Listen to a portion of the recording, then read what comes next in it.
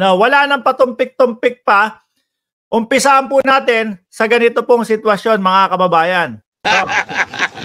So maya-maya tignan natin kung mapapatopless natin si Ronnie Liang. Okay. Ito naman, mali naman yung nilagay ni Jordan. Bakit ito yung umpisa natin? Hindi, ito mga kababayan. Dito po sa channel na ito, El Pilipinas, mga boss, chief, amo, sir, kapag kayo ay gustong manood ng mga hearing at kung ano-ano pa po na tungkol po sa politika, mga kababayan, napanood ko po mga bossing yung mga hearing dito sa El Pilipinas. Parang nakita ko na 9 subscribers pa lang. Pindutin nyo na po yung subscribe button dyan. Paki-subscribe nyo na po dyan, mga kababayan. Okay? So, umpisahan na nga po natin. Ito na nga po ang umpisa natin, mga bossing. Harry Roque. Ano ba? Ito, Harry Roque. So maya-maya tignan natin kung mapapatopless natin si Ronnie Liang. Okay. Talagang gustong magpa-topless no? Topless ako. Ano ba sabi? Kung mapapatopless natin si Ronnie Liang. Okay. Magta-topless ako. Hindi ho yan, mga kababayan. Si Jordan, maloko din Ang hilig kay Harry Roque Mali ho yung linagay, mga kababayan. Pero ito talaga yung topic natin kay Harry Roque, mga bossing. Ayan, Nagkomento si Harry Roque doon po sa pagre-resign. Ano po? Ni BP Sara, Inday Sara Duterte, mga bossing. Aba, may sinasabi si bossing dito, ha? Bukod sa pagpapatopless po, may sinasabi. Patungkol po sa BP Sara, just resign, BP Sara has just resigned as DepEd Secretary and as Vice Chair of NTF-ELCAC. Ano po? Uniteam has formally been dissolved. Alam naman po natin yun, mga kababayan. Ano po?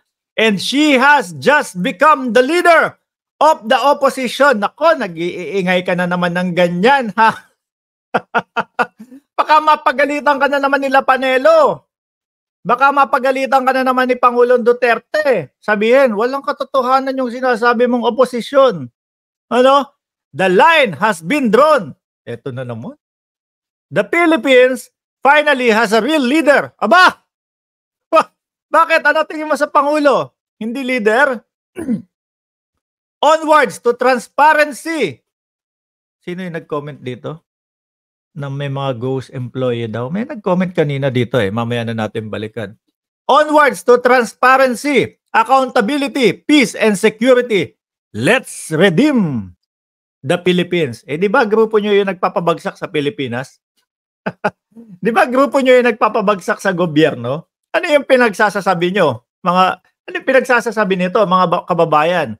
Halata ho kasi dito kay Roque, mga bossing, na talagang stress na po Ano ho, talagang kitang-kita mo doon sa mga pinagsasasabi niya. Mapapagalitan na naman ho ito, mga kababayan.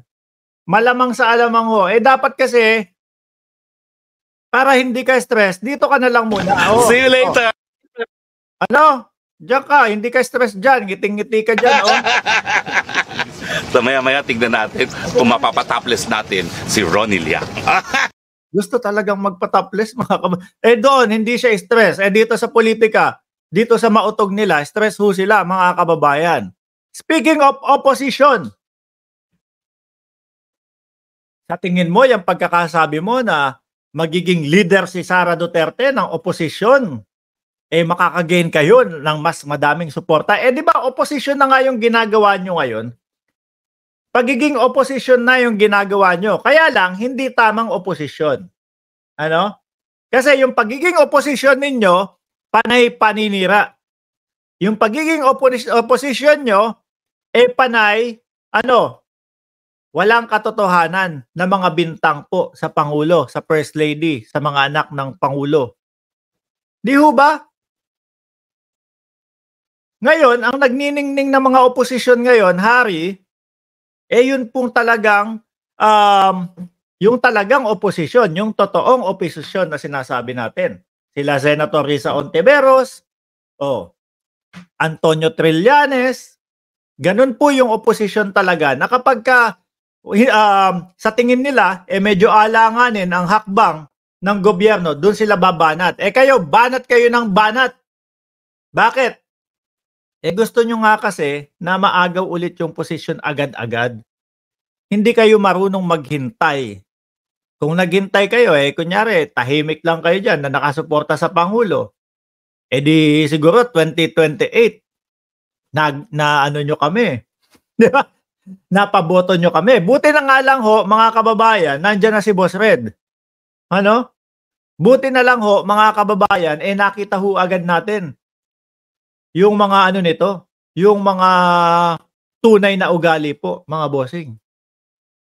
Susunod niyan sa mga makalawang araw, mga kababayan, babawiin na naman tong sinabi ni Harry Roque. No? Anong pinagkakakanaan mong magiging leader ng oposisyon? Dalawang klase na ho ang oposisyon ngayon. Isang oposisyon na puro ho paninira, yun ay kanilang, yan yung grupo ho nila. At yung pangalawa naman hong oposisyon, mga kababayan, yung tunay na oposisyon. No?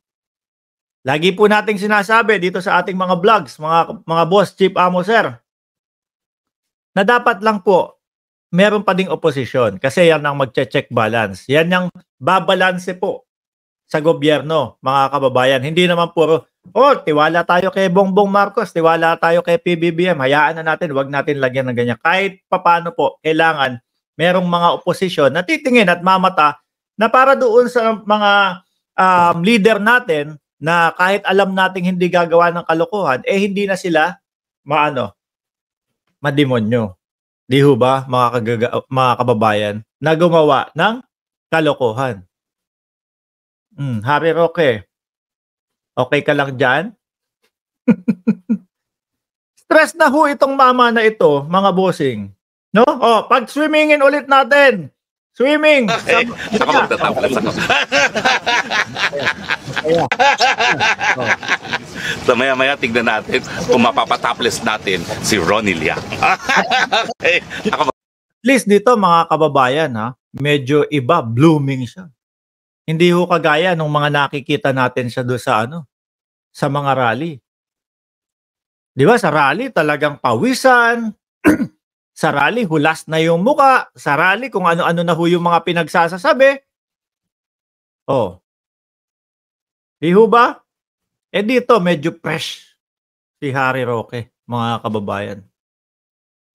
Kung matutuloy bilang isang leader ng oposisyon, tapos sa oposisyon ninyo, ay nako, tandaan nyo po, lalong pabulusok pababa, mga kababayan, ang ating VP.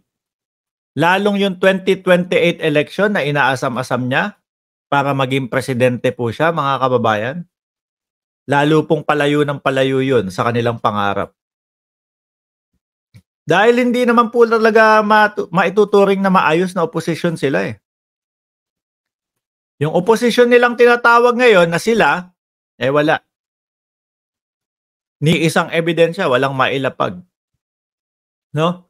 Puro gulo, puro rally ang mga nasa isip. Puro kung ano-ano lang, magmumura do sa rally, sigawan naman po yung mga DDS. Kasi parang ano yun sa kanila. Parang yun yung pinaka keyword. No? PIK! Duterte! Duterte! Ganun na po sila, mga kababayan. Pero kapag pakinigin nyo yan, mga kababayan, mga bossing chief amo, sir, pakinigin nyo ho sila nung mga salitang medyo may kalaliman na po. Pag nag-explain ka, wala. Makita mo doon sa rally yan, paikot-ikot, kakain, paikot-ikot, mga nagkukwentuhan. Pero pag nakarinig ho ng PIK, bangag ka, Duterte, Duterte, sigawan na ho yung mga yan, mga kababayan.